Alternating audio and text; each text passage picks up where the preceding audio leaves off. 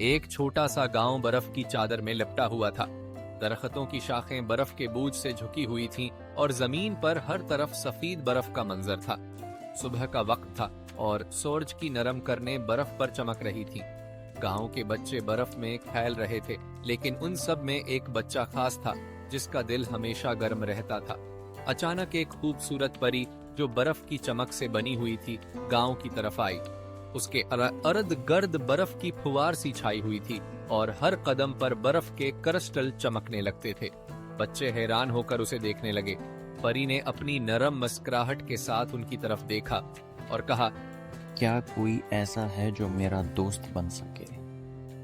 वो बच्चा जिसका दिल हमेशा गर्म रहता था, परी की तरफ बढ़ा। उसकी आंखों में मोहब्बत और दोस्ती की चमक थी। मैं आपका दोस्त बनना चाहता हूँ, उसने कहा। परी ने खुशी से उसकी तरफ देखा और अपने बर्फीले हाथ उसके गर्म हाथों में दे दिए। परी और बच्चे ने बर्फ के दरमियान खेलना शुरू कर दिया। वो बर्फ के गोले बनाते और एक दूसरे पर फेंकते। उनकी हंसी की आवाजें पूरे गांव में गूंजने लगीं। बच्चे के दिल की गर्मी और परी की बर्फीली चमक ने एक खूबसूरत दोस्ती को जन्म दिया जो मोहब्बत और खुशी से भरपूर थी। जब सूरज ग्रूब होने लगा तो परी ने वापस जाने की तैयारी की।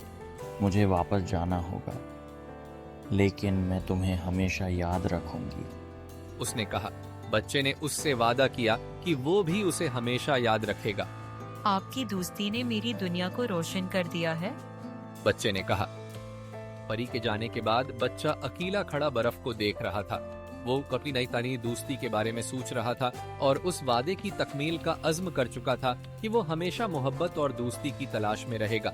गांव के लोग उसकी हिम्मत और गर्म दिल की तारीफ करते रहे, क्योंकि उसने साबित किया था कि हकीकी दोस्ती बर्फ से भी ज्यादा चमकदार हो सकती है।